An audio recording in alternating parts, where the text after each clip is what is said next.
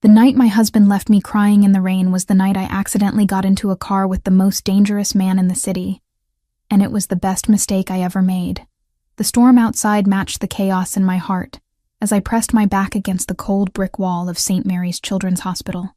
Rain hammered the city like bullets from an angry sky, each drop a reminder of how thoroughly my life had unraveled in the span of 30 minutes. My hands still trembled from the adrenaline of saving little Tommy Martinez. The 8-year-old had coded twice during his emergency appendectomy, and I'd spent the last 4 hours holding his tiny hand while machines fought to keep him breathing. Another double shift. Another child pulled back from the edge. Another day that David would dismiss as meaningless, because it didn't pay enough to matter. Isabella, you need to understand priorities. His voice echoed in my ears even now, harsh and cutting through the December wind. We can't afford your savior complex anymore. I got an offer today, a real job, but it means we need to start thinking about our future, about having kids. Kids. The word still made my chest tighten with a familiar panic. At 28, I should have been ready. Most women my age were already mothers, juggling careers and family with the grace I saw in my patients' parents every day. But every time David brought up children, all I could see was my father walking out that door when I was 7, leaving nothing but empty promises and a mother who never recovered. I'm not ready, David. You know why. Your daddy issues aren't my problem anymore, Isabella. Either you grow up and give me what I want, or I find someone who will. The argument had escalated from there, voices rising until other staff members started staring. David had grabbed my arm, his fingers digging into the soft flesh above my elbow, with a grip that would leave bruises. Maybe standing in the rain for a while will teach you to appreciate what you have at home. And then he was gone, squealing out of the parking garage in his rusted Honda, leaving me stranded 20 miles from our apartment with nothing but my purse and the thin scrubs that offered no protection against the winter storm. I fumbled for my phone, fingers numb with cold as I tried to call an Uber. The screen flickered once, twice, then went black. Dead battery. Of course. Damn it, I whispered, shoving the useless device back into my pocket. The parking garage was nearly empty now. Just a few scattered vehicles belonging to night shift staff who wouldn't leave for hours. I could walk back inside and ask for help, but the humiliation of explaining why my husband had abandoned me felt worse than freezing to death. That's when I saw it. A sleek black sedan idling near the exit ramp, hazard lights blinking in a steady rhythm that seemed almost like a heartbeat in the darkness. Through the rain-streaked windshield, I could make out the silhouette of someone in the driver's seat. My Uber. It had to be. The timing was too perfect to be anything else. I ran toward the car, heels clicking against wet concrete, my nurse's bag bouncing against my hip. The rear passenger door was unlocked, and I slid inside with a gasp of relief, grateful to escape the storm even if it was just for the ride home. Thank God, I breathed, wiping rain from my face with the back of my hand. I thought you'd canceled when I didn't answer my phone. The battery died, and my husband... Where the hell did you come from? The voice that interrupted me was nothing like I expected from an Uber driver. It was deep, cultured, with an accent I couldn't place. Italian, maybe. Rich as dark chocolate and twice as dangerous. I looked up and felt the world tilt beneath me. The man in the back seat wasn't a driver at all. He was pressed against the far window, one hand clutched to his side where something dark was spreading across the white fabric of an expensive shirt. Even in the dim light from the dashboard, I could see the sharp angles of his face, the way shadows pooled in the hollows of his cheeks. His hair was black as the storm outside, slicked back from a forehead that spoke of intelligence and ruthlessness in equal measure. And his eyes, God, his eyes were the color of winter sky just before a blizzard. Pale gray blue and so intense, they seemed to look right through me to places I'd forgotten existed. I'm sorry, I stammered, already reaching for the door handle. I thought this was my ride. I'll just... Stay still. The command was quiet, but absolute. Marcus, drive. The driver, whom I hadn't even noticed before, nodded once and pulled away from the curb. I felt trapped between politeness and panic, unsure whether I was being kidnapped or simply caught in a case of mistaken identity. Please, I really need to get out. This is just a misunderstanding. The stranger studied me with those unnerving eyes, taking in my soaked scrubs, my trembling hands, the way I was pressed against the door like a cornered animal. "Who left you out there?" The question was so unexpected that I answered before I could think better of it. "My husband. He was teaching me a lesson." Something dangerous flickered in his expression. What kind of lesson requires leaving a woman alone in a storm? I wrapped my arms around myself, suddenly aware of how pathetic I must look, the kind that shows me what I have to lose if I don't give him what he wants. And what does he want? Children, a family, things I'm not ready to give him. The words spilled out before I could stop them. 3 years of marriage counseling and buried resentment flowing like blood from a wound. He thinks I'm broken because I won't just snap my fingers and become the perfect wife. The man was quiet for a long moment, still watching me with that unsettling intensity. When he spoke again, his voice was softer, but no less commanding. "Some lessons are more dangerous than others, Isabella." My blood turned to ice. "How do you know my name?" He didn't answer immediately. Instead, he shifted slightly, and I caught a glimpse of what looked like a gun holstered beneath his jacket. The spreading stain on his shirt was definitely blood, and from the way he held himself, the wound was serious. "You're hurt," I said, my medical training overriding my fear. "You need to get to a hospital." "No hospitals." "But you're bleeding. That looks like—" I said no hospitals. The steel in his voice left no room for argument. "Marcus, take us home." "Sir, shouldn't we drop the lady off first?" "No." His eyes never left mine. "I think Mrs. Parker and I have more to discuss." The fact that he knew my married name sent fresh terror racing through my veins. This wasn't a random encounter. This man, whoever he was, had been expecting me, or at least expecting someone like me. "Please," I whispered. "I don't know what this is about, but I haven't done anything wrong. I'm just a nurse. I save children's lives. That's all I do." "Children's lives." He repeated the words thoughtfully, as if they meant something specific to him. "Noble work. Thankless, I imagine. Sometimes. Your husband doesn't appreciate your calling." It wasn't a question, and I found myself nodding anyway. "David thinks I should quit. Find something that pays better. Start a family instead of taking care of other people's children. David Parker." Again, that dangerous knowledge. Gambling debts. Borrowed money from people who don't forgive easily. My mouth went dry. "How could you possibly know that?" He smiled then, and it was nothing like kindness. "I make it my business to know everything about people who enter my world, Mrs. Parker. And whether you realize it or not, you just entered mine." The car turned onto a private road lined with iron gates and security cameras. Through the rain-streaked windows, I could see the outline of a massive house rising from manicured grounds like something from a Gothic novel. "Where are we going?" "Somewhere safe," he said. "Somewhere we can continue this conversation without interruption. I need to get home. David will be worried." Another smile. This one even more predatory than the last. "I doubt that very much. But don't worry, Isabella. You're under my protection now." The car came to a stop in a circular driveway, and I realized with bone-deep certainty that whatever life I'd had before this moment was over. The woman who'd entered this car was already gone, dissolved in the storm like rain on concrete. All that remained was discovering who I was meant to become. The mansion's interior was a testament to wealth beyond my comprehension. As Marcus led me through an entrance hall that could have housed my entire apartment, I found myself gawking at Renaissance paintings that looked authentic enough to belong in museums. Crystal chandeliers cast warm light across marble floors so polished they reflected like mirrors, and fresh orchids arranged in Ming vases perfumed the air with an elegance I'd only imagined. My soaked scrubs dripped onto the pristine floor, leaving a trail of evidence from the storm I'd barely escaped. Everything about this place whispered of power, control, and money. So much money that it felt almost obscene compared to the cramped hospital rooms where I spent my days fighting to save lives with outdated equipment. "Isabella, please sit down."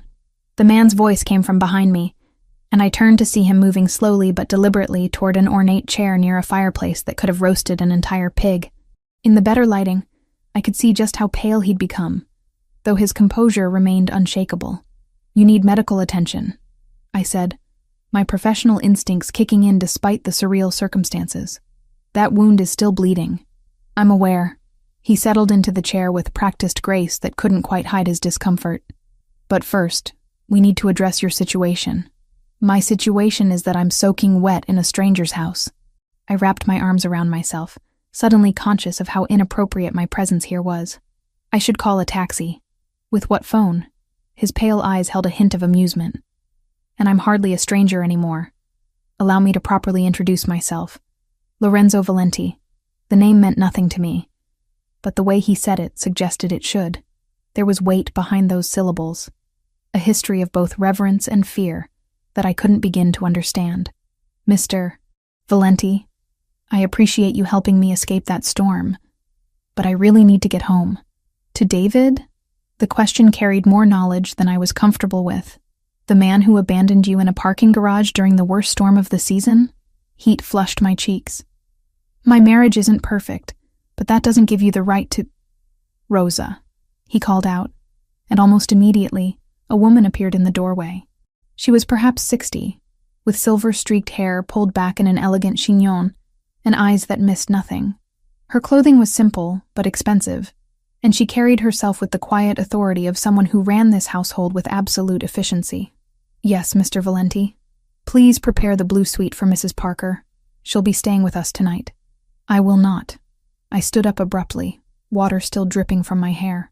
I don't know what kind of man you are, but I'm not spending the night in a stranger's house. Rosa looked between us with practiced discretion, waiting for direction. Lorenzo studied me with those unsettling eyes, and I had the distinct feeling he was cataloging every micro-expression on my face. What kind of man do you think I am, Isabella?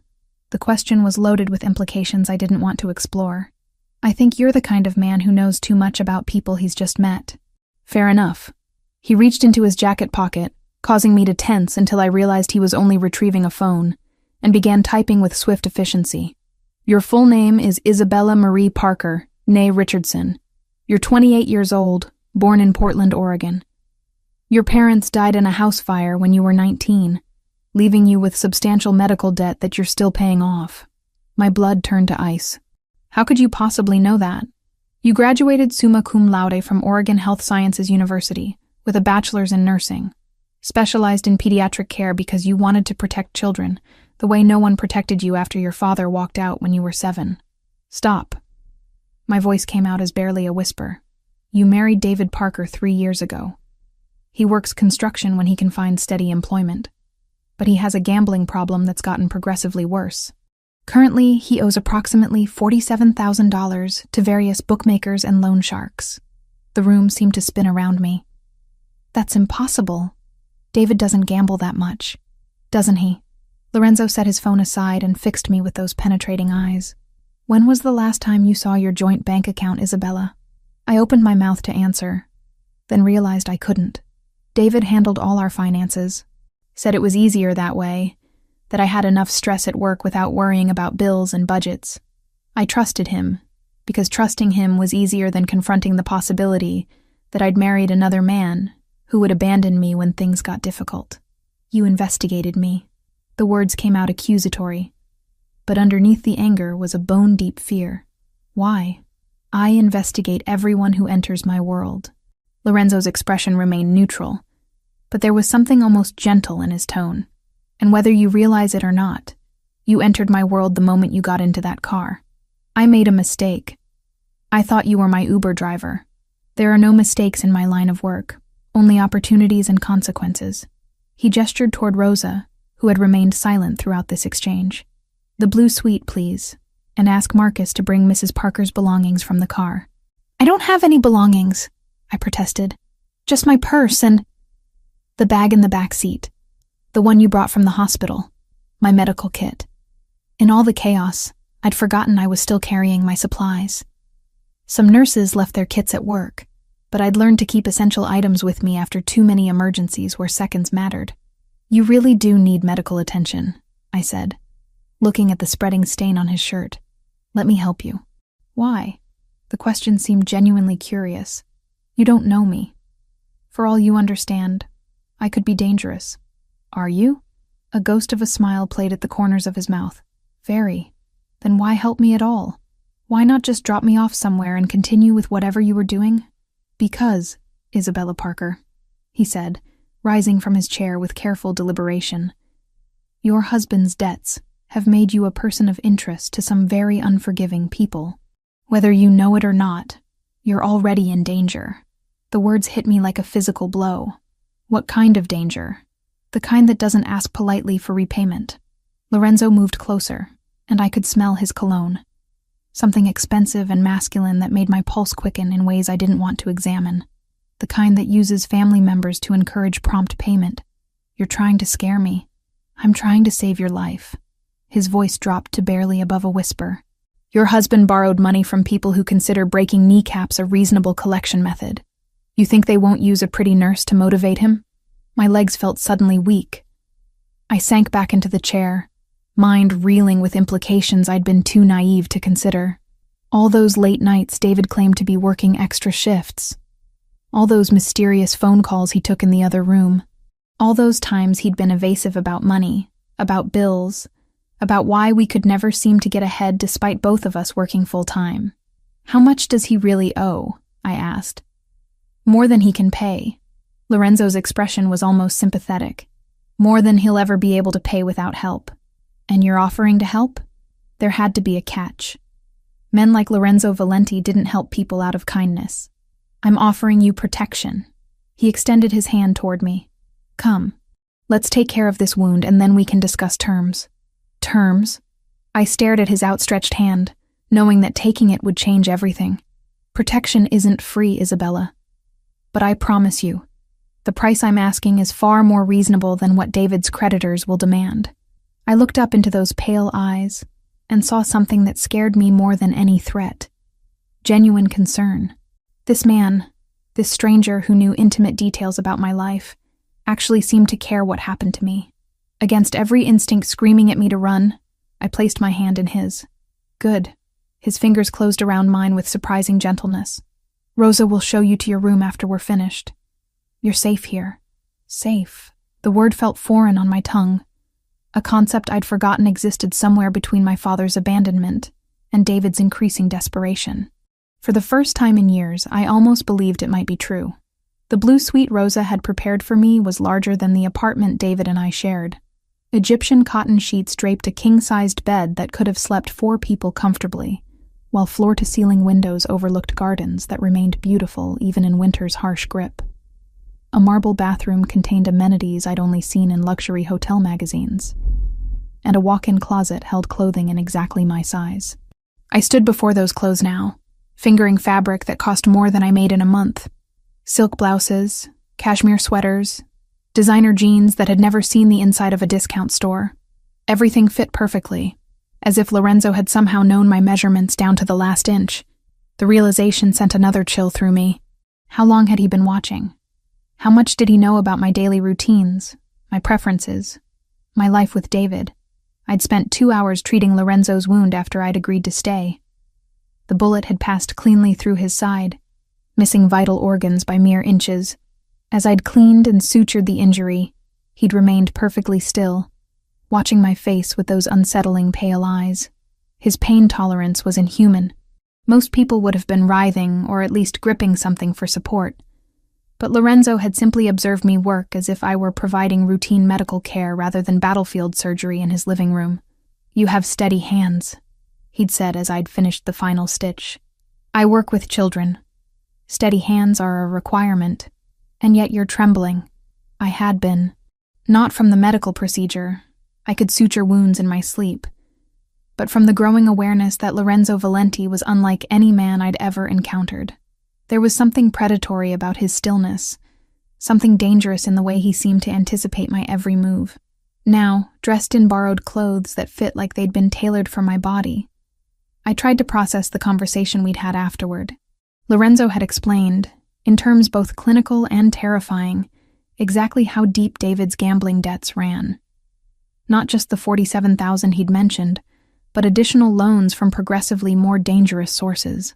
Men who didn't accept payment plans or sob stories about sick children and medical bills. Your husband owes money to Victor Petrov, Lorenzo had said. settling back into his chair as I'd cleaned my instruments.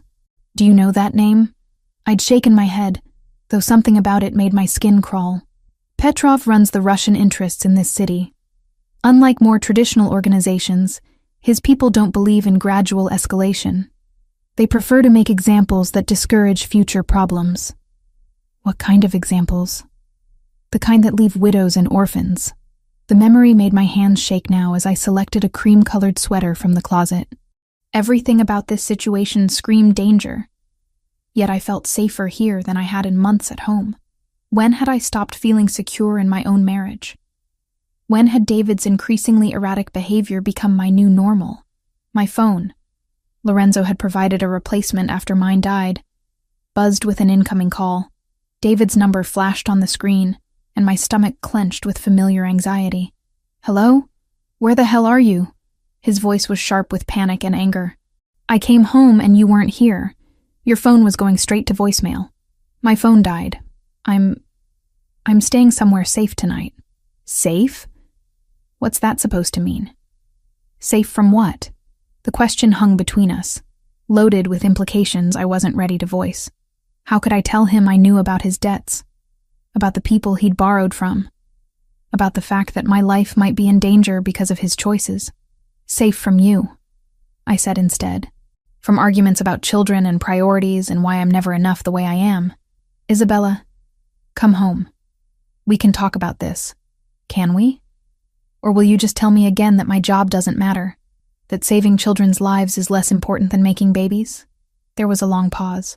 When David spoke again, his voice had taken on a wheedling quality I'd learned to recognize as desperation. I got a new job offer today. Good money. We could afford to have kids, to buy a house. What kind of job pays that well without experience or education? Another pause, longer this time. It's legitimate, Isabella. I promise. Like your gambling is legitimate?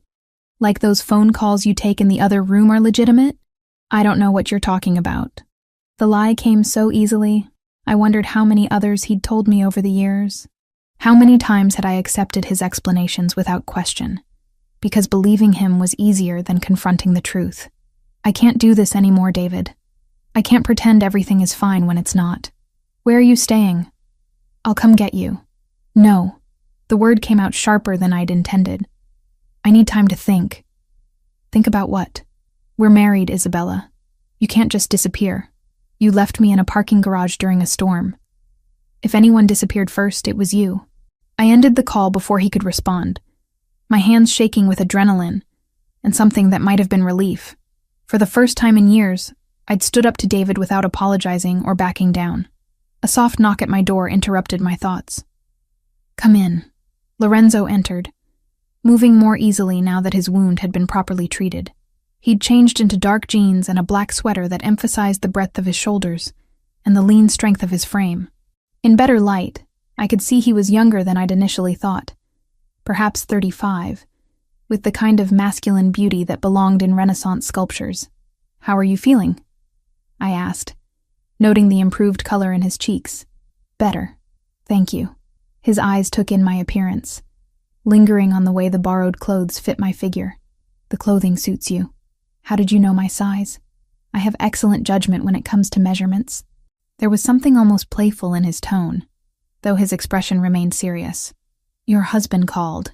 It wasn't a question, and I didn't bother pretending otherwise. He wants me to come home. And I told him I needed time to think. Lorenzo moved closer, and I caught the scent of his cologne again. Cedar and leather with undertones of something darker, more dangerous. What are you thinking about? Whether my marriage was over before tonight or if I just finally admitted it to myself. Marriage should be a partnership, he said quietly. Protection, loyalty, shared burdens. Not abandonment when things become difficult. Speaking from experience? Something flickered in his pale eyes. Pain, perhaps, or regret. My parents were married for 30 years before they died. Even when my father's business put the family at risk, they faced it together. That's what love looks like, Isabella. Not what you have with David. Your father's business? I studied his face, noting the careful way he'd phrased it. What kind of business? The kind that requires careful planning and absolute loyalty. Lorenzo's expression grew distant. They were killed when I was 15. A car bomb meant for my father, but they were together that night, always together. The pain in his voice was raw, unguarded in a way that made my chest tighten with sympathy. I'm sorry.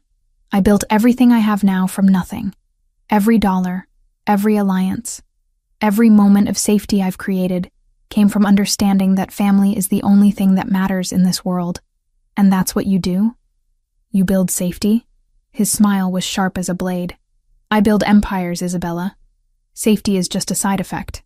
The words should have terrified me. Instead, I found myself drawn to the confidence in his voice, the absolute certainty that he could protect what belonged to him. When had anyone ever made me feel like I belonged to something worth protecting? The gates are locked, I said, testing the boundaries of my situation. For your protection. Am I a prisoner? You're a guest who's in danger. There's a difference. Lorenzo stepped closer, close enough that I could feel the heat radiating from his body. But I won't lie to you, Isabella. Leaving right now would be extremely unwise. The admission sent heat pooling low in my belly. Not fear, but something far more dangerous. This man who knew too much about my life, who commanded loyalty and inspired terror, was offering me something David never had. Honest protection, without conditions or expectations. What happens tomorrow? I asked. Tomorrow we discuss your future. Tonight, you rest in safety for the first time in months. He was right. I couldn't remember the last time I'd fallen asleep without worrying about money, about David's mood, about whether I'd wake up to another crisis I'd have to fix alone. Thank you, I whispered. Lorenzo reached out and touched my face, his thumb tracing the line of my cheekbone with unexpected gentleness. Sleep well, Isabella. Tomorrow, everything changes. The photograph arrived at 7 a.m, slipped under my door while I was still tangled in Egyptian cotton sheets that smelled faintly of lavender. I'd slept better than I had in months, cocooned in luxury and safety I'd forgotten could exist. The image shattered that peace like glass against stone. David's face stared back at me from the glossy surface. But this wasn't the man I'd married 3 years ago. This David was bruised and bloodied, duct tape covering his mouth, terror bright in his eyes. Someone had written across the bottom in red ink, "Trade the nurse for the husband. 1 hour, or he dies slowly." My hands shook so violently I nearly dropped the photo. This couldn't be real. Things like this didn't happen to people like me. I was a pediatric nurse who saved children's lives and went home to a modest apartment. I wasn't someone who received ransom demands written in what looked suspiciously like blood. But the evidence was undeniable. David was in the hands of people who made their living through violence, and somehow I'd become a bargaining chip in a game I didn't understand. I threw on the first clothes I could find, yesterday's jeans and sweater, and ran through the mansion's corridors, my bare feet silent on the marble floors. I'd memorized the route to Lorenzo's study last night, filing away every turn in case I needed to escape. Now I was running toward danger instead of away from it. The study door was already open when I arrived, gasping and clutching the photograph like a lifeline. Lorenzo stood behind his massive desk, speaking in rapid Italian to Marcus and 2 other men I didn't recognize. All 4 turned when I burst through the doorway. "They have David," I said without preamble, holding up the photo. "Someone has my husband." Lorenzo's expression didn't change, but something dangerous flickered in his pale eyes. He gestured for the other men to leave, then moved around the desk to take the photograph from my trembling hands. "Viktor Petrov," he said after studying the image for a moment. "This is his work. The Russian you told me about." My voice sounded hollow, distant. "The one David owes money to." "Among others, yes." Lorenzo set the photo aside and fixed me with his penetrating stare. "When did this arrive?" "Just now." It was under my door. I wrapped my arms around myself, suddenly cold, despite the warmth of the room. "They want to trade me for him. 1 hour. That's not going to happen." The certainty in his voice should have been comforting, but it only amplified my panic. "You don't understand. If I don't go, they'll kill him. If you do go, they'll kill you both." Lorenzo moved closer, his presence somehow both threatening and reassuring. "This isn't about the money anymore, Isabella.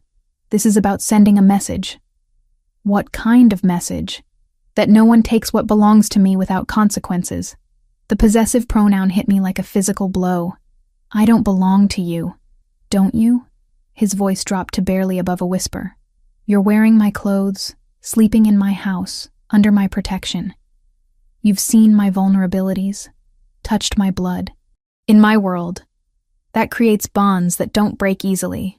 I'm married to another man, a man who gambled away your future and put your life in danger. Lorenzo reached out and touched my face, his thumb tracing the line of my jaw. A man who left you in a storm because you wouldn't give him children you weren't ready for. The gentle touch made my pulse quicken in ways I didn't want to examine. This was wrong. I was married, frightened, trapped between two dangerous men who both seemed to think they had claims on my life. Yet something about Lorenzo's proximity made rational thought nearly impossible. We have to help David, I insisted. Whatever you think of him. He doesn't deserve to die because of gambling debts. And what about what you deserve, Isabella? Lorenzo's hand moved to cup the back of my neck, fingers tangling in my hair. When do you get to choose your own life, instead of cleaning up other people's mistakes? The question cut deeper than I expected. When had I stopped making choices for myself? When had my entire existence become about managing David's problems, working extra shifts to cover his losses, pretending our marriage wasn't slowly suffocating me? I made a choice when I said my wedding vows. Vows to a man who breaks every promise he makes. Lorenzo stepped closer, close enough that I could see the silver flecks in his pale eyes. Vows to someone who would trade your safety for his own convenience. You don't know him like I do. I know he's never looked at you the way I am right now. The words hung between us, heavy with implications I wasn't ready to face. Lorenzo was right. David had never looked at me like I was precious, irreplaceable, worth protecting at any cost. Even in our early days, his attention had felt casual, distracted, like I was a pleasant accessory to his real life, rather than the center of it. But this man, this dangerous stranger who commanded empires and inspired fear, looked at me like I was the most important thing in his world. The Russians won't negotiate, Lorenzo continued, his voice soft but implacable. This photograph is theater. They've already decided David's fate. Then we have to try something else. Desperation made my voice crack. There has to be another way. There is. His thumb traced across my lower lip, and I felt heat pool low in my belly despite the gravity of our situation. But it requires you to trust me completely. What are you asking? Let me handle Viktor Petrov. Let me protect what's mine. And David will face the consequences of his choices. Lorenzo's expression hardened, as will everyone else who thought they could take from me without paying the price. Before I could respond, the sound of gunfire erupted from somewhere in the house. Not the sharp crack of pistols, but the rapid staccato of automatic weapons. Lorenzo immediately pushed me behind his desk, his own gun appearing in his hand with practiced speed. Stay down, he commanded, moving toward the window with fluid grace despite his recent injury. More gunshots, closer now, shouting in multiple languages. The sound of breaking glass from somewhere below us. They're here, Lorenzo said grimly. Victor decided not to wait for your answer. What do we do? We survive. He was already moving toward a wall panel I hadn't noticed before. It slid aside to reveal a hidden passage. There's a safe room behind the wine cellar. Marcus will... The study door exploded inward, wood splintering as armed men in tactical gear flooded through the opening. Lorenzo spun and fired twice, dropping the first two intruders before diving behind a leather chair for cover. I pressed myself against the floor behind the desk, heart hammering so hard I thought it might burst. This wasn't my world. I saved children's lives in sterile hospital rooms, not firefights in mansions. The smell of gunpowder and blood filled the air, mixed with shouts in Russian and Italian. Isabella, Lorenzo's voice carried over the chaos. The passage. Now! I started crawling toward the hidden door, staying low as bullets shattered priceless artwork and embedded themselves in walls that had probably stood for generations. The sound was deafening, overwhelming, like being trapped inside a thunderstorm made of violence. A hand grabbed my ankle, yanking me backward. I screamed and kicked, connecting with something soft that made my attacker grunt in pain. Rolling over, I found myself face to face with a man who looked like every stereotype of Russian muscle, blonde, scarred, with cold blue eyes that held no warmth or mercy. "Pretty little nurse," he said in accented English. "Victor has plans for you."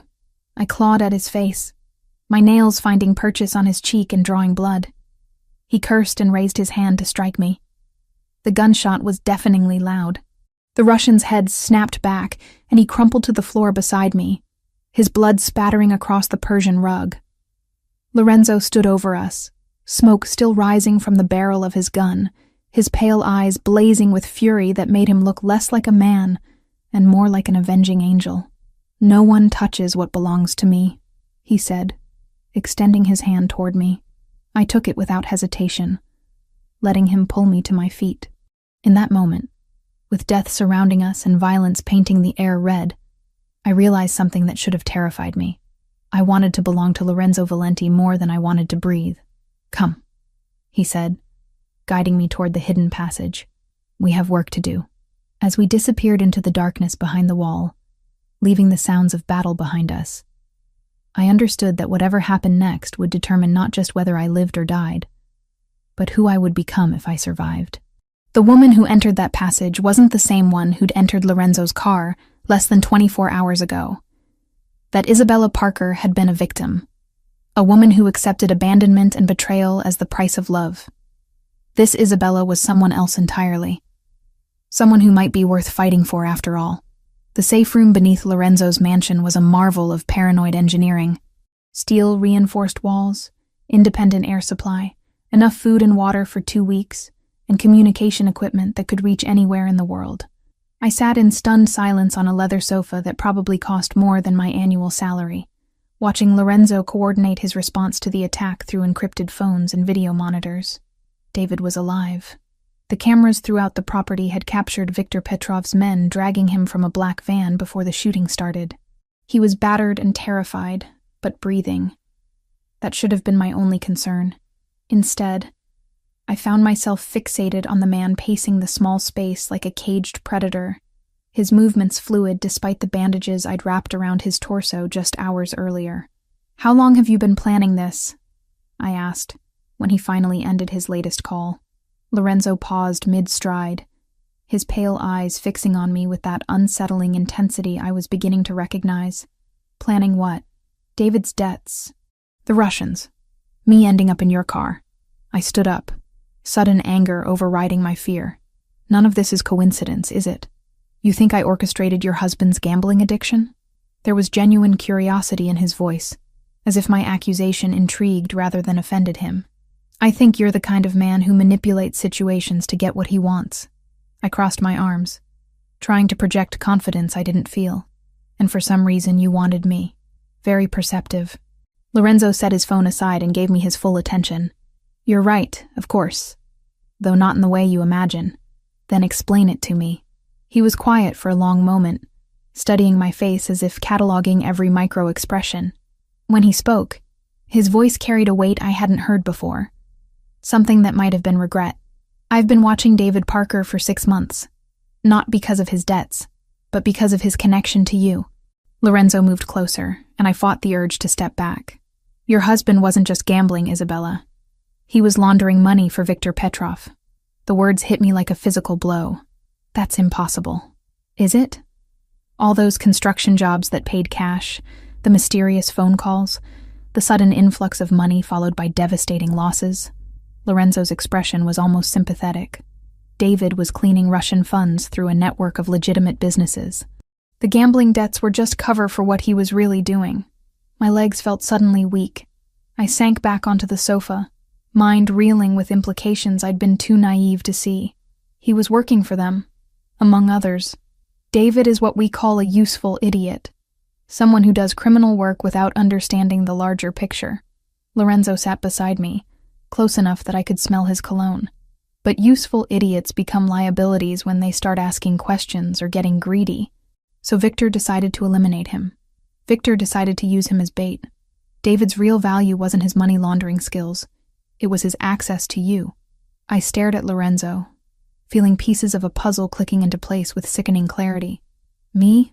Why would anyone want access to me? Because you work at St. Mary's Children's Hospital. Because you have access to medical records, patient information, surgical schedules. Lorenzo's voice dropped to barely above a whisper. Because several of my associates' children receive treatment there, and their medical information would be invaluable to my enemies. The scope of the conspiracy took my breath away. You think they wanted me to spy on your people's children? I think they wanted to use you as leverage against me. Information about when certain patients would be most vulnerable, when security would be lightest. Lorenzo's jaw tightened. Victor has been trying to find weaknesses in my organization for years. What better way than through innocent medical professionals who wouldn't even realize they were being used? But I never gave anyone information about patients. I would never. I know. His voice softened unexpectedly. That's why I intervened. Intervened how? But even as I asked, I was beginning to understand. You manipulated David's debts, made sure he owed more than he could pay. I encouraged his existing weaknesses, yes. Made sure his gambling losses mounted quickly enough that Victor would have to act. Lorenzo didn't look away from my accusing stare. I needed Victor to reveal his hand before he could properly recruit you. The betrayal cut deeper than I'd expected. Not just David's lies, but Lorenzo's manipulation. You used me as bait. I used you as bait to protect you. His hand moved toward mine, then stopped when I flinched away. If Victor had approached you gradually, gained your trust, convinced you that helping him would save your marriage or pay your bills, would you have refused? The honest answer terrified me. 3 months ago, desperate and exhausted, I might have been vulnerable to exactly that kind of manipulation. You don't know that, don't I? Lorenzo's pale eyes seemed to see straight through me. You've been cleaning up David's messes for 3 years, working double shifts to cover his losses, pretending your marriage wasn't slowly killing you because leaving seemed harder than staying. Each word was a surgical strike against defenses I'd spent years building. That doesn't give you the right to manipulate my entire life. No, he agreed quietly. It doesn't. But it gave me the responsibility to protect you from people who would have destroyed you without a second thought. By destroying my husband instead? By giving you the chance to see who David really was before it was too late.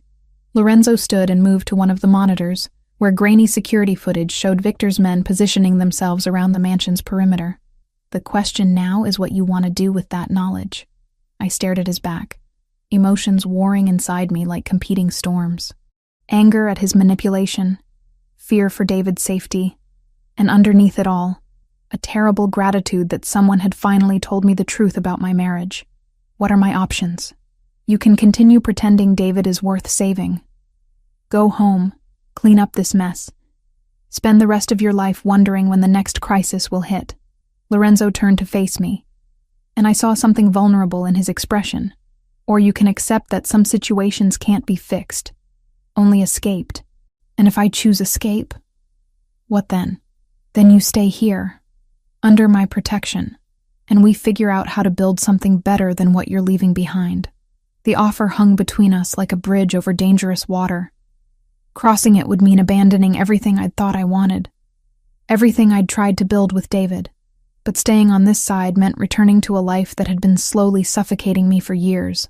I need to know David is safe first, I said finally. Lorenzo nodded, as if he'd expected nothing less. We'll get him back. But Isabella, he paused, searching for words. Don't mistake rescue for reconciliation. Some bridges burn completely, and trying to rebuild them only leads to more destruction. The sound of gunfire from above had stopped, replaced by the low murmur of voices and footsteps. Lorenzo's men, regaining control of the situation. Soon, we'd have to leave this underground sanctuary and face whatever came next. I thought about David, terrified and beaten in Victor's hands. I thought about 3 years of marriage built on lies and manipulation. I thought about the woman who'd entered Lorenzo's car 2 days ago, and the woman I was becoming in this steel-reinforced room beneath a mansion owned by a man who collected empires like other people collected art. When this is over, I said quietly, I want the truth. All of it. No more manipulation, no more protection through deception. And if the truth is uglier than the lies? I met his pale eyes without flinching. Then at least I'll know what I'm choosing. Lorenzo smiled then. the first genuinely warm expression I'd seen from him. In that case, Isabella Parker, I think you're going to be very dangerous. The communication equipment buzzed with an incoming message. Lorenzo checked the screen, and his expression hardened back into the mask of controlled violence I was learning to recognize. What is it? I asked. Victor wants to negotiate. He's offering to trade David for you. 1 hour. Neutral ground. And I think it's time Victor Petrov learned that nobody takes what belongs to me. Lorenzo's smile turned predatory. Are you ready to see how wars end, Isabella? Despite everything, the fear, the betrayal, the complete upheaval of everything I'd thought I knew about my life, I found myself nodding. I was ready. The abandoned warehouse where Victor had chosen to meet reeked of rust and decay, its broken windows letting in shafts of pale winter sunlight that illuminated floating dust motes like dying stars. I stood behind a concrete pillar, heart hammering against my ribs as I watched the most dangerous men in the city position themselves for war. Lorenzo's plan was insane. Instead of negotiating or mounting a traditional rescue, he'd decided to use Victor's trap as an opportunity to end their conflict permanently. David was bait, Victor was the target, and somehow I'd become the key to destroying them both. Remember, Lorenzo had said as we'd driven through empty industrial streets toward this moment of reckoning, Victor believes you're an innocent pawn caught between forces you don't understand. Let him keep believing that until it's too late. Now, watching Victor Petrov emerge from the shadows with David stumbling beside him, duct tape over his mouth, hands bound behind his back, eyes wild with terror, I wondered if I really was as innocent as everyone assumed. The woman who'd entered Lorenzo's car 3 days ago would never have agreed to this plan. She would have begged for peaceful resolution, offered herself in exchange for her husband's safety, chosen martyrdom over violence. But that woman had died somewhere between discovering David's betrayal and feeling the touch of Lorenzo's hands. What remained was someone harder, more calculating, someone who understood that mercy was a luxury she could no longer afford. Isabella Parker, Victor called out, his accented voice echoing off the warehouse walls. Come out, little nurse. Time to collect your husband. I stepped into the open space between the pillars, hands raised to show I was unarmed. Victor was exactly what I'd expected from Lorenzo's descriptions. Tall, lean, with the kind of pale good looks that turned predatory under scrutiny. His smile reminded me of winter, beautiful but deadly.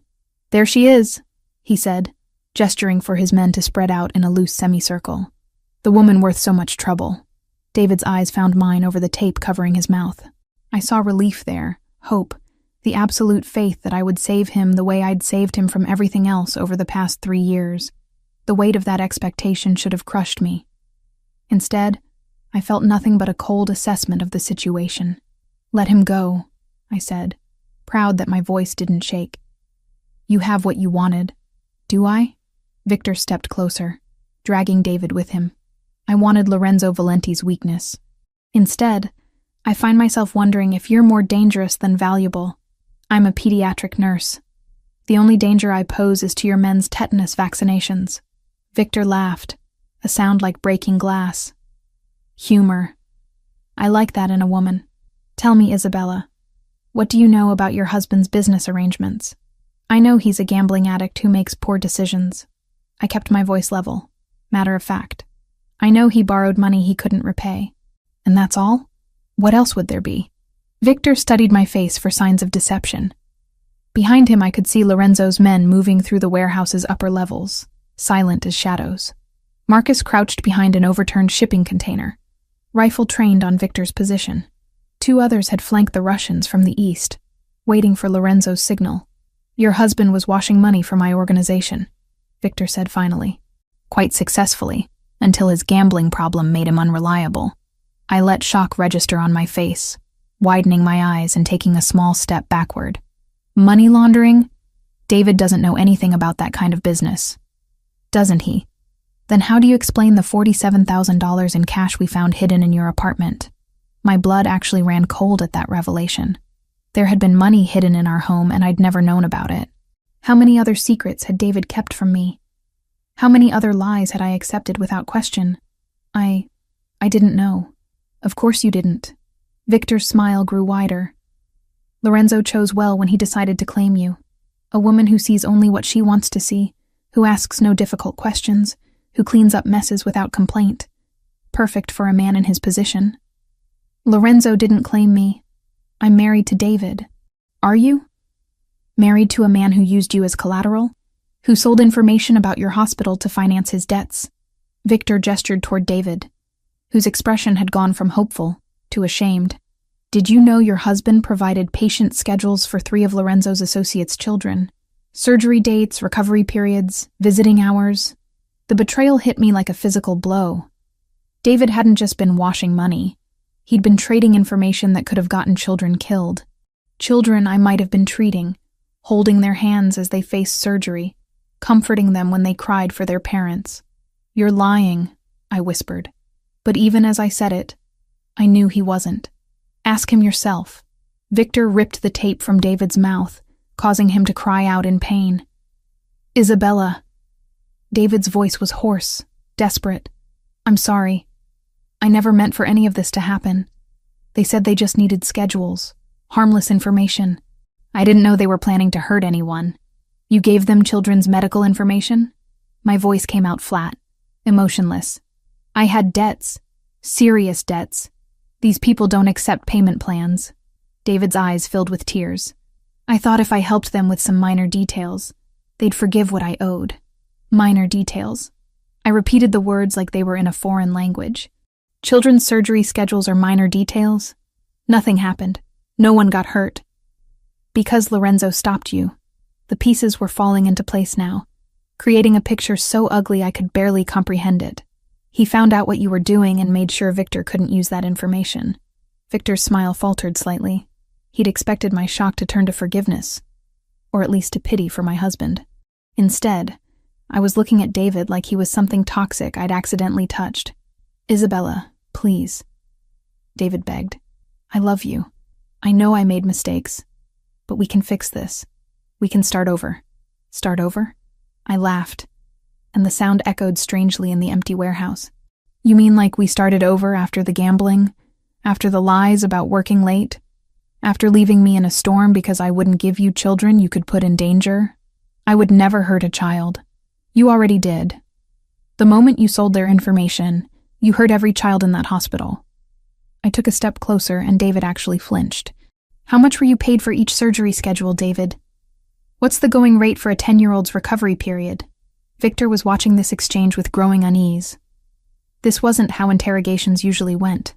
Victims were supposed to forgive their loved ones, not systematically destroy them with cold logic. Enough, he said, raising his weapon. This is touching, but I have business to conclude. Isabella, you will come with me. Your husband will remain here as insurance against Lorenzo's retaliation. No, I said simply. No? Victor's eyebrows rose. I don't think you understand your position here. I understand it perfectly. I looked directly into his pale eyes, letting him see the calculation there. You need me alive to control Lorenzo, but you need David alive to control me, which means neither of you has the power you think you do. That's when Lorenzo stepped out of the shadows behind Victor, gun pressed against the Russian's skull. Actually, Lorenzo said conversationally, I have all the power I need. Victor's men spun toward the sound of his voice, only to find themselves staring down the barrels of rifles held by Lorenzo's soldiers. Marcus alone had 3 different angles covered, and I could see at least 5 other weapons trained on the Russians from various hiding spots throughout the warehouse. Isabella, Lorenzo continued without taking his eyes off Victor, step away from your husband. I obeyed without hesitation, moving toward Lorenzo's position with steady steps. The moment I was clear, Marcus's first shot took out Victor's lieutenant. The man dropped like a stone, blood spreading across the concrete floor. Now then, Lorenzo said, pressing his gun harder against Victor's skull. Let's discuss the terms of your surrender. But Victor was laughing, even with a gun to his head. You think you've won? You think killing me ends this? I think killing you sends a message to anyone else who might consider targeting what's mine.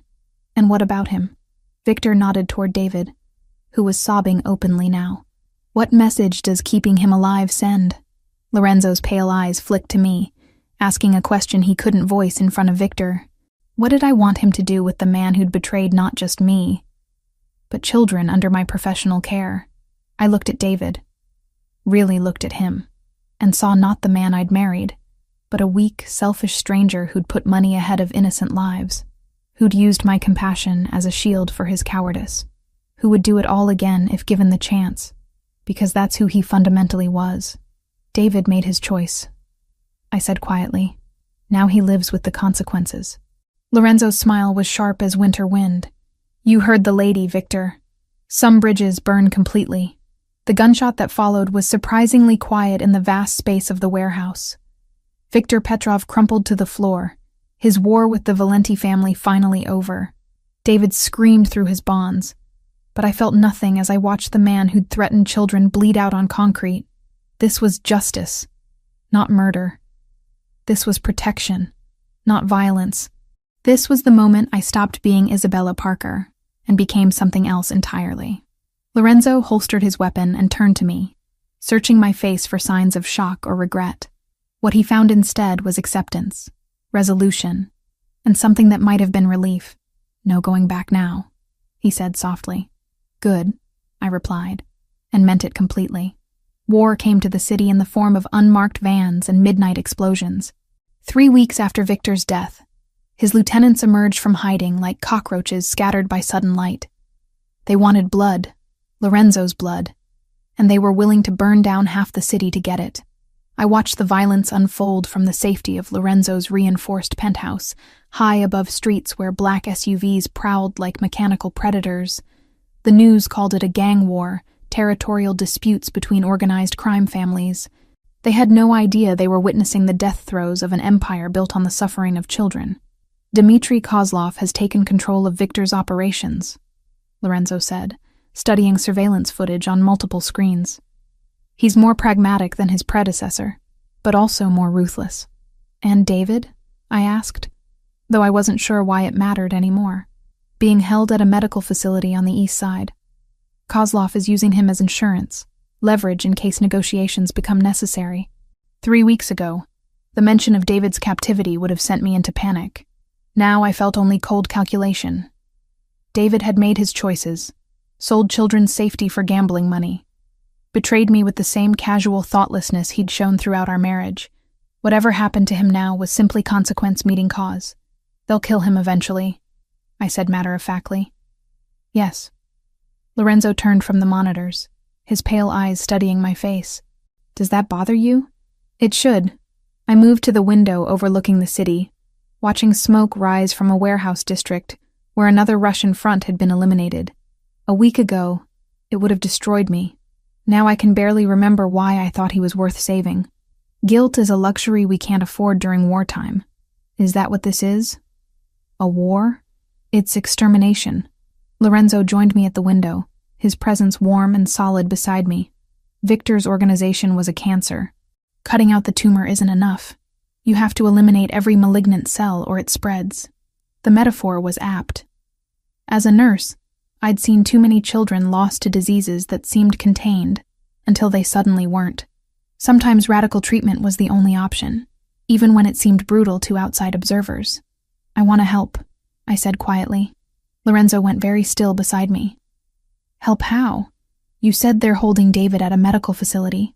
I know medical facilities better than anyone on your payroll. I turned to meet his gaze, letting him see the resolve there. I know how to get inside, how to move through them undetected, how to access areas where outsiders would be noticed immediately. Isabella, they're using sick people as shields, I continued, anger heating my voice. Patients who need care, who trusted that facility to protect them.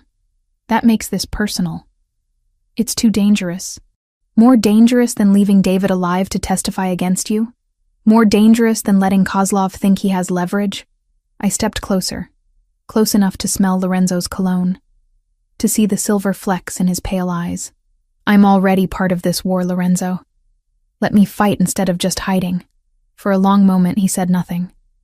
Then, slowly, his hand came up to cup my face, thumb tracing the line of my cheekbone with exquisite gentleness. If something happens to you, nothing will happen to me.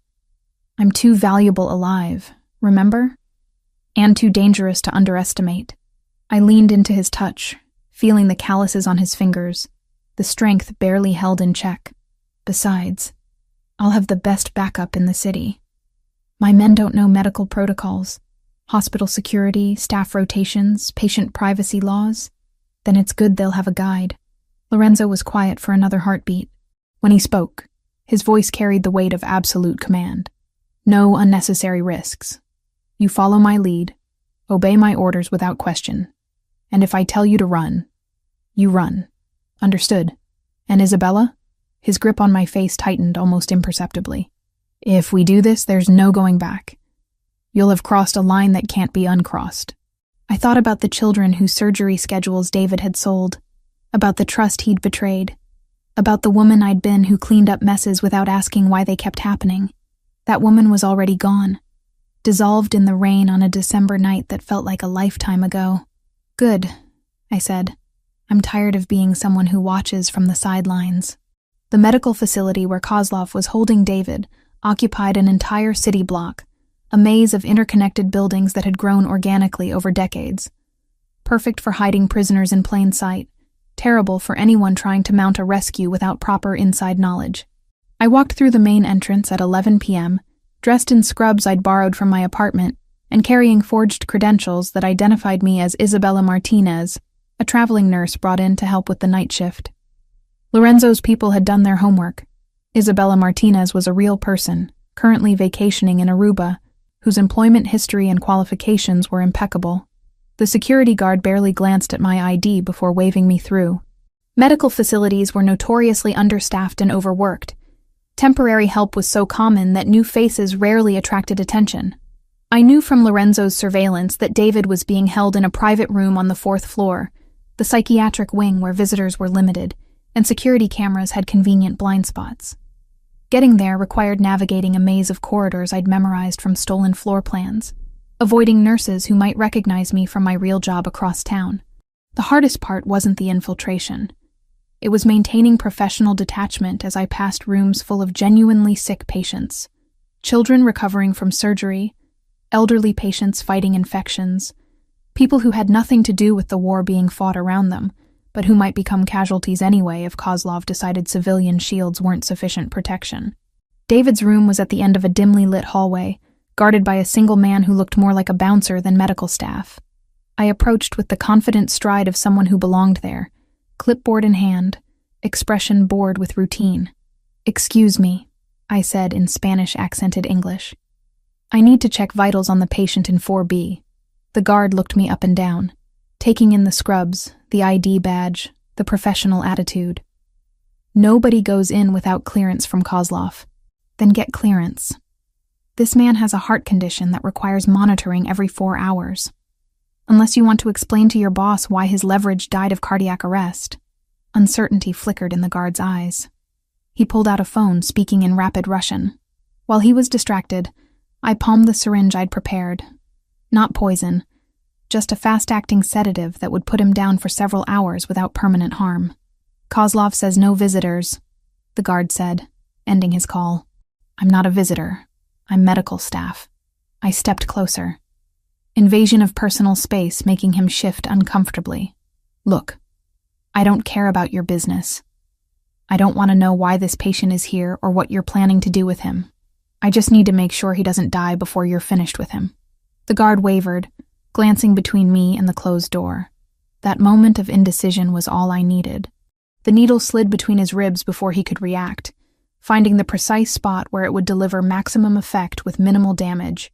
He crumpled to the floor within seconds, unconscious but breathing steadily. I dragged him into a supply closet, then used his keycard to access David's room. My husband lay strapped to a hospital bed, face bruised and swollen from beatings, eyes glazed with whatever drugs they'd used to keep him compliant. He looked up when I entered, confusion flickering across his features. "Isabella?" His voice was slurred, uncertain. Why are you here?" To end this, I moved to his bedside, checking his restraints with professional efficiency, to make sure Kozlov can't use you anymore. "Use me?" David's eyes struggled to focus. "I don't understand." "I know." I prepared another syringe, this one containing a different substance entirely. Something I'd synthesized from supplies in Lorenzo's extensive collection. Something that would stop a heart without leaving obvious traces. You never did understand the consequences of your choices. Recognition dawned in David's eyes as he saw the needle. Isabella, please. I'm your husband. I love you. You sold information about children, David. Children I might have been treating, holding their hands while they faced surgery. I found a vein in his arm with practiced ease. You turned my profession into a weapon against innocence. I was desperate. I never meant... You meant to take the easy way out. You meant to let other people pay for your mistakes. The needle slid home smoothly, just like you always did. David's eyes widened as the drug took effect, his body arching against the restraints as his heart began to race, then falter. Isabella, please. I watched dispassionately as the man I'd married died, feeling nothing but relief that he could never hurt another child. When his heart stopped, I closed his eyes gently and straightened the blanket around his body. To anyone who discovered him later, it would look like cardiac arrest brought on by stress and poor health. The fire alarm began wailing as I left the room, right on schedule. Lorenzo's men had set charges in the building's basement, creating enough chaos and evacuation orders to cover my escape.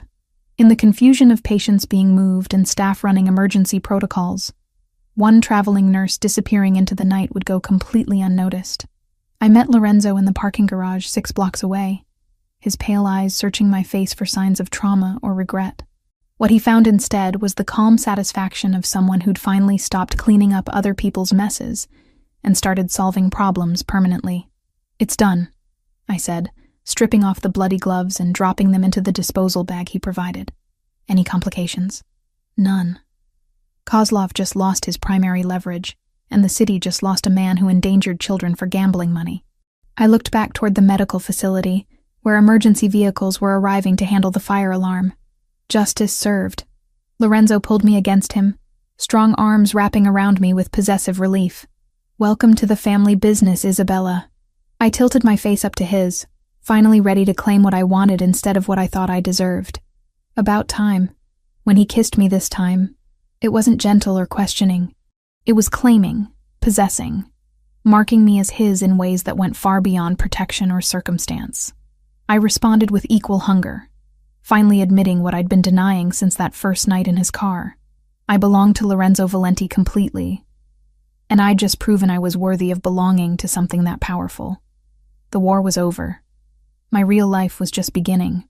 6 months after David's death, I stood in the bathroom of Lorenzo's penthouse, staring at 2 pink lines on a pregnancy test that would change everything.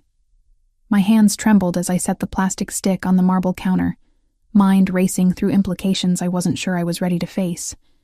Outside, the city sprawled beneath us like a conquered kingdom. Lorenzo's empire had expanded exponentially since Victor's elimination. The remaining Russian operations had been absorbed or destroyed, their territories redistributed among families willing to acknowledge Valenti's supremacy. What had once been a brutal war for control had become a systematic consolidation of power, and I had been part of it all. The woman who'd entered Lorenzo's car 7 months ago would have been horrified by what I'd become. Isabella Parker had been soft, forgiving, willing to accept crumbs of affection in exchange for the illusion of normalcy. She'd believed in redemption, second chances, the fundamental goodness of people who consistently proved her wrong. Isabella Valenti was something else entirely. Isabella? Lorenzo's voice carried through the bedroom, warm with the kind of contentment I'd never heard from him before our wedding 3 months ago. Rosa wants to know if you have any preferences for dinner tonight. Our wedding. The memory still took my breath away. Not the courthouse ceremony I'd endured with David, but something worthy of Renaissance royalty.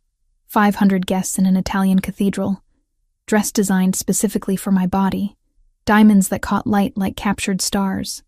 I'd walk down an aisle lined with white roses toward a man who looked at me like I was the answer to prayers he'd never spoken aloud. But it was the reception that had truly marked my transformation. When Lorenzo introduced me as La Regina, the Queen, every person in that room had bowed their heads in genuine respect. Not because I'd married their boss, but because I'd proven worthy of the title. Whatever Rosa thinks is best, I called back, still staring at the test. 2 pink lines. Positive. Pregnant. with Lorenzo's child. The bathroom door opened, and my husband appeared in the doorway, already dressed for the evening in charcoal slacks and a black shirt that emphasized the breadth of his shoulders. 6 months of marriage had only made him more beautiful to me, more essential than breathing. His pale eyes immediately found the pregnancy test on the counter. For a heartbeat, his expression went completely blank. Then something blazed to life in those winter sky depths. Something so intense it made my knees weak. "Isabella." My name was barely a whisper. "Are you—" "Yes." I turned to face him fully, letting him see the wonder and terror warring in my expression. "We're having a baby." Lorenzo crossed the bathroom in 2 swift strides, pulling me against him with trembling hands. His face buried in my hair, and I felt the shudder that ran through his powerful frame. "When?" His voice was muffled against my neck. "I'm probably 6 weeks along. Maybe 7. I pulled back to meet his gaze. Are we ready for this?" Lorenzo's smile was radiant, transforming his features from dangerous to devastating. "I've been ready since the night I found you in my car." The admission made my chest tight with emotion. "You have? I knew you were different. Special. The kind of woman who could stand beside me, not behind me." His hands moved to frame my face with exquisite care. "The kind of woman who could give me children worth building an empire for. And if those children ask questions about how Mommy and Daddy met, about what we do for work," Lorenzo's expression grew thoughtful, "we'll tell them the truth. That sometimes the world is dangerous, and protecting the people you love requires difficult choices. They'll know what we are. They'll know we're their parents, and that everything we do is to ensure they never have to make the same choices we did." Lorenzo's thumb traced the line of my cheekbone. "They'll know they're loved beyond measure." The certainty in his voice steadied something inside me I hadn't realized was shaking.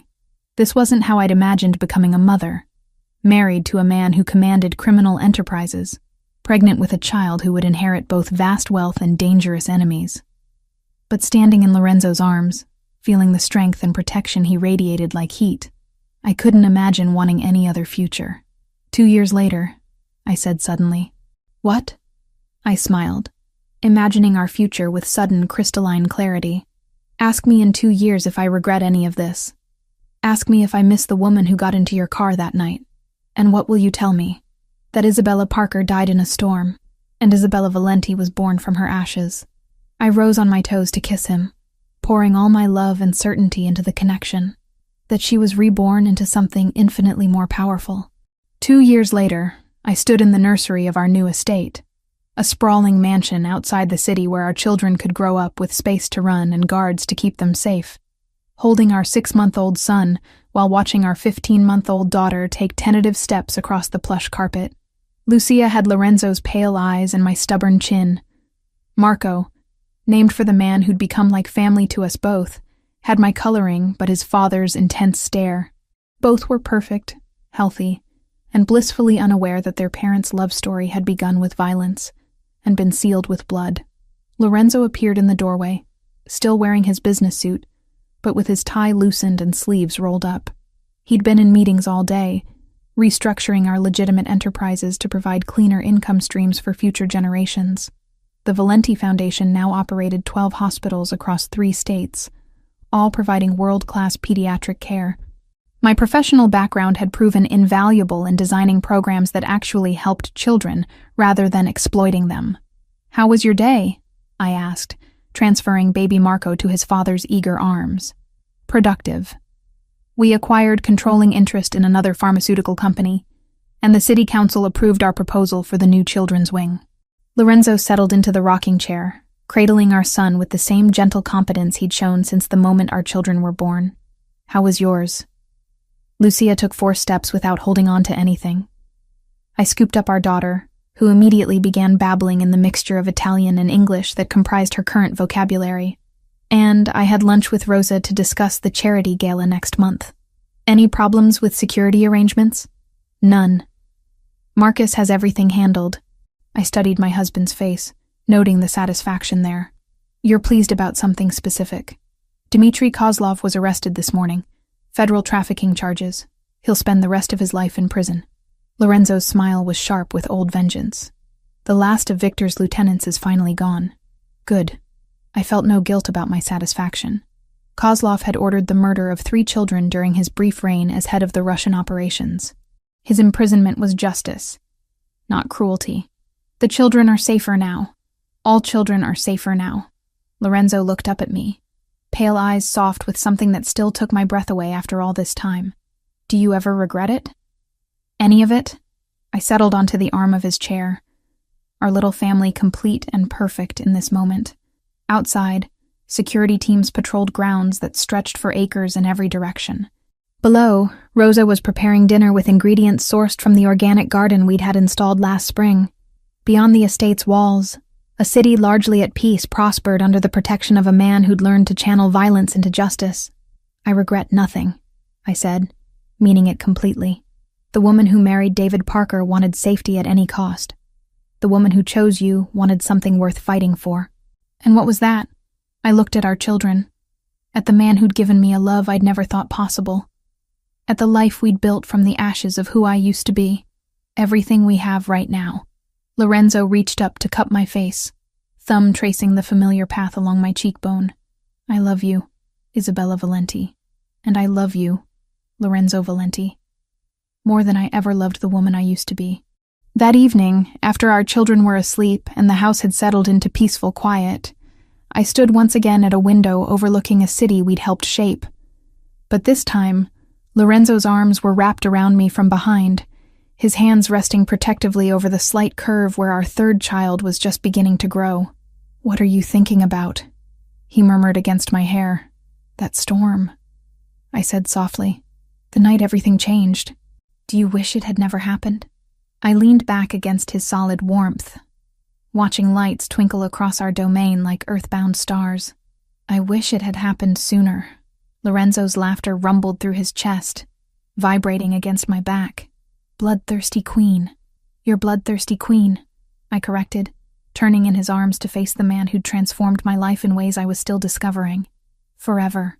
Forever, he agreed, sealing the promise with a kiss that tasted like victory, like vindication, like a love story that had been worth every dangerous step we'd taken to reach it. Outside, rain began to fall. Not the punishing storm that had driven me into Lorenzo's car, but gentle drops that nourished the gardens where our children would play tomorrow. Protected and cherished beyond measure, the woman who'd been left crying in a parking garage was gone forever. In her place stood Isabella Valenti, queen of an empire built on loyalty and love, mother to children who would never know abandonment or betrayal. I was exactly where I belonged, and I would never let anyone take it from me again.